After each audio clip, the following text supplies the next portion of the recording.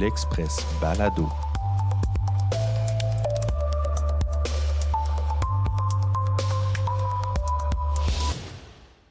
Bonjour et bienvenue dans cet Express Balado spécial élection municipale. Dans le cadre de la course à la mairie de Drummondville, l'Express s'est entretenu avec chacun des candidats, soit Éric Beaupré, David Bélanger, Alain Carrier, Alexandre Desbiens et Jean-François Houle. Notez que l'Express n'a pas été en mesure de rejoindre Rénald Thériault. Aussi, Jean-François Houle a été le seul candidat à réaliser son entrevue avec nous après les 2 débats électoraux organisés par la Chambre de commerce et d'industrie de Drummond et par la Corporation de développement communautaire Drummond. Au cours des prochaines minutes, vous pourrez entendre les candidats répondre à un ensemble de questions identiques ainsi qu'à une question personnalisée à leur situation. L'objectif est d'offrir une chance équitable à chacun de se présenter et de partager sa vision pour la ville de Drummondville s'il devait être élu le 2 novembre prochain. Passons maintenant à l'entrevue d'Alexandre Desbiens, réalisée par Tristan Ouimet. Bon balado!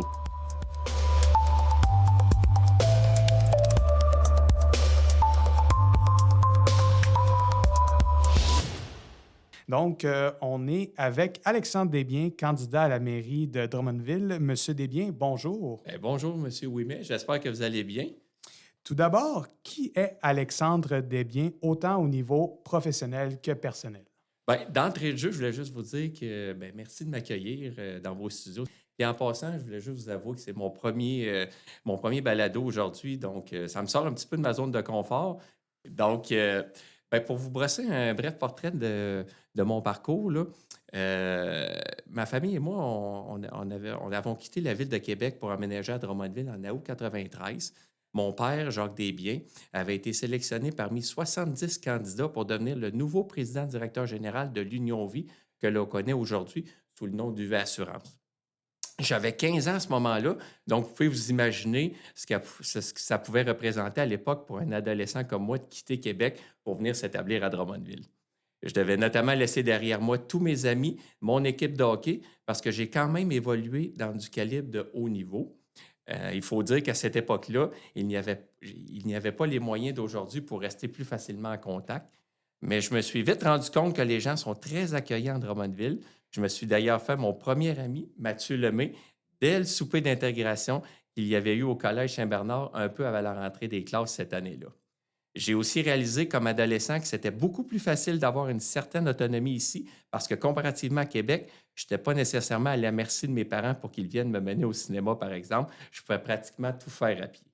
On peut donc dire que mon histoire d'amour à Drummondville a commencé à ce moment-là.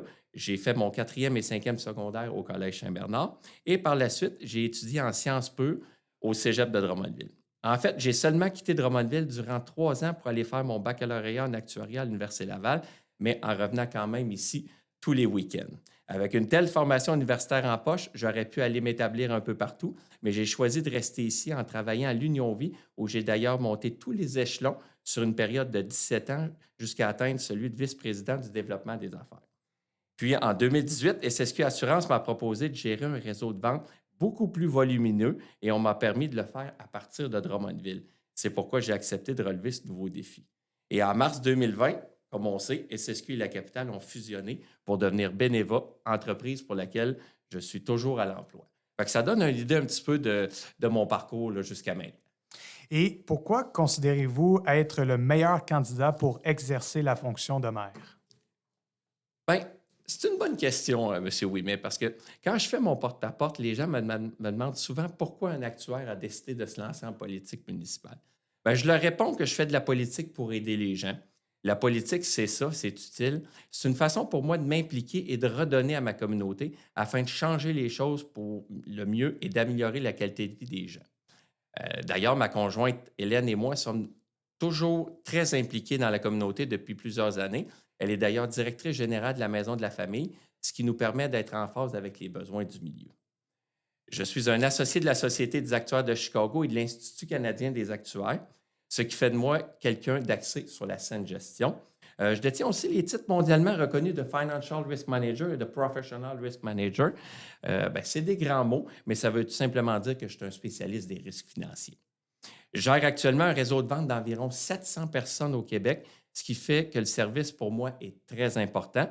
Et mon expérience comme conseiller municipal du district 2, que l'on appelle communément le Golfe, m'a permis de me familiariser avec l'appareil municipal et d'être déjà au fait des différents enjeux. J'ai d'ailleurs dit à maintes reprises autour de la table du conseil que ce n'est pas aux citoyens de se compliquer la vie pour accéder aux différents services, c'est plutôt à nous de se compliquer la vie pour leur offrir les meilleurs services. Ça veut donc dire que je serai opérationnel dès le jour 1 parce qu'il faut en être conscient pour quelqu'un qui arrive de l'externe, juste d'apprivoiser le fonctionnement de l'appareil municipal, ça peut prendre beaucoup de temps. Et quels sont vos dossiers prioritaires et comment souhaitez-vous les attaquer? C'est une autre bonne question. Comme je dis dans mon porte-à-porte, mes deux priorités sont la sécurité en ville et l'état de des infrastructures qui, on va se le dire, ont manqué d'amour à Drummondville. Vous allez sûrement me demander comment je vais m'y prendre pour régler ces deux problématiques. Bien, en ce qui concerne l'insécurité, je parle dans mon axe 2, un document complet de 15 pages sur le vivre ensemble et qui a été publié le 30 mai dernier. On doit notamment agir pour que le taux de criminalité diminue de façon substantielle et que Drummondville redevienne un milieu où il fait bon vivre. Donc, pour moi, ça passe par, premièrement, tenir un sommet citoyen sur la sécurité publique au plus tard en février 2026 afin de briser le cycle de violence observé ces dernières années. Deuxièmement, élaborer un plan d'action stratégique en collaboration avec les organismes communautaires, les écoles, les entreprises et les partenaires publics et privés pour prévenir la criminalité. Et troisièmement, aborder franchement la question de la couverture policière et s'attaquer aux causes profondes de la criminalité. La mise en œuvre de ce plan va débuter, pour moi, dès le printemps 2026 parce qu'il faut assurer la sécurité dans tous les quartiers et renforcer le sentiment d'appartenance et de confiance des citoyens envers leur ville. Quant au dossier des infrastructures, il faut en faciliter la mise à niveau. J'en parle d'ailleurs dans mon axe 4, un document complet de 32 pages traitant de la saine gestion des affaires municipales et qui a été publié le 30 août dernier. Pour moi, ça passe principalement par la mise en place d'un bureau de projet dès la première année de mon mandat. Sa mission sera de mettre en place des méthodes et procédures rigoureuses conformément au cadre de gouvernance des projets et des programmes afin de s'assurer que chaque projet atteigne ses objectifs de qualité, de coût et d'échéancier. Le bureau de projet va aussi superviser la conception et la construction en veillant à ce que les ressources soient utilisées efficacement et que les projets soient livrés conformément aux attentes.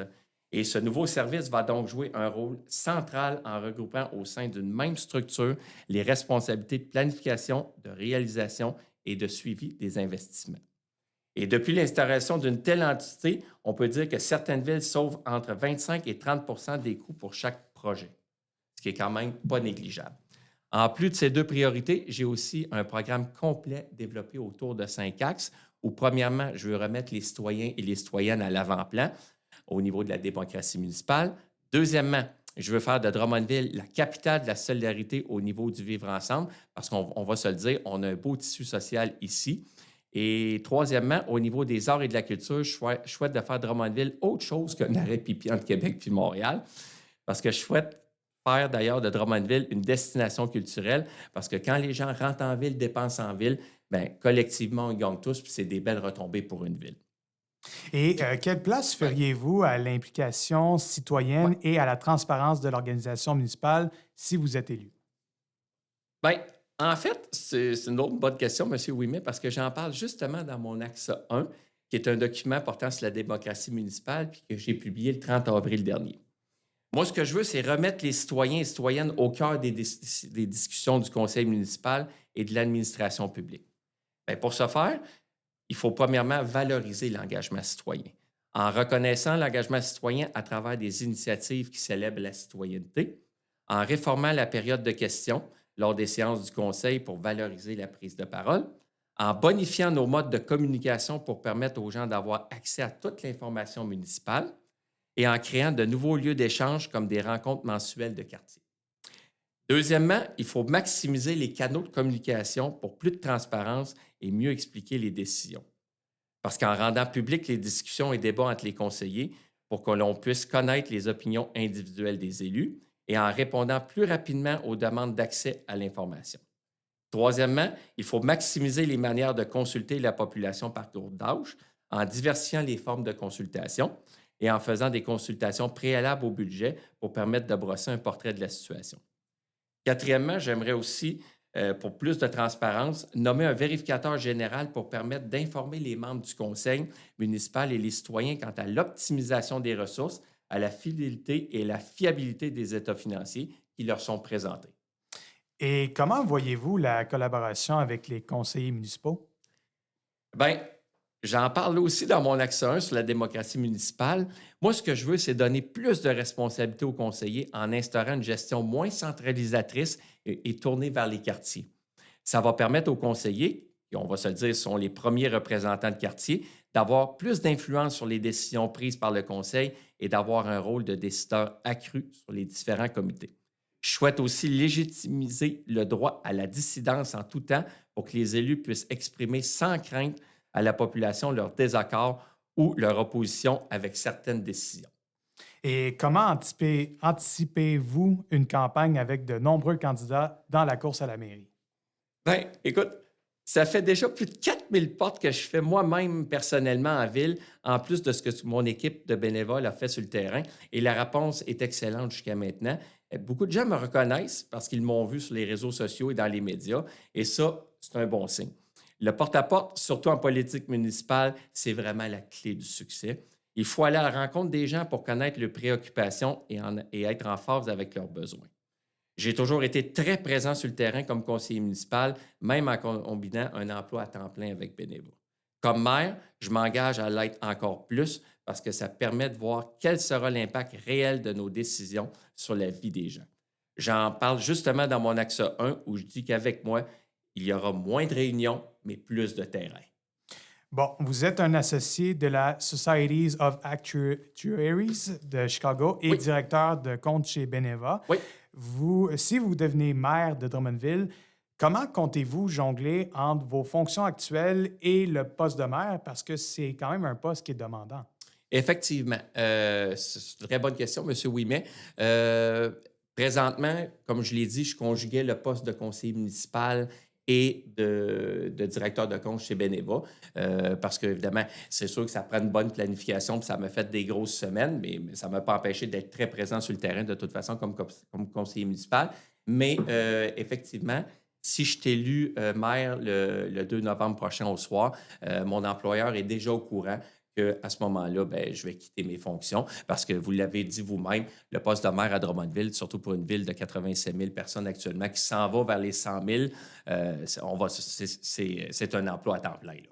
OK, donc vous confirmez que si vous êtes Oui. élu maire, Oui. vous allez quitter votre poste comme directeur de compte. Tout à fait, parce que là, à un moment donné, ça serait impossible de conjuguer les deux. Là. Parfait. Bon, bien, écoutez, M. Desbiens, merci d'avoir été avec nous aujourd'hui.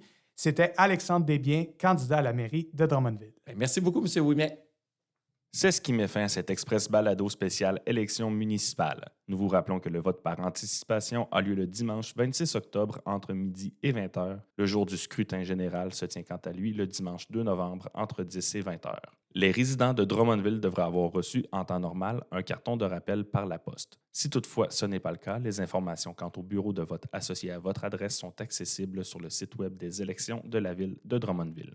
Toute l'équipe de l'Express couvrira la soirée électorale en effectuant des mises à jour fréquentes sur son site web journalexpress.ca. Merci d'avoir été à l'écoute et à la prochaine.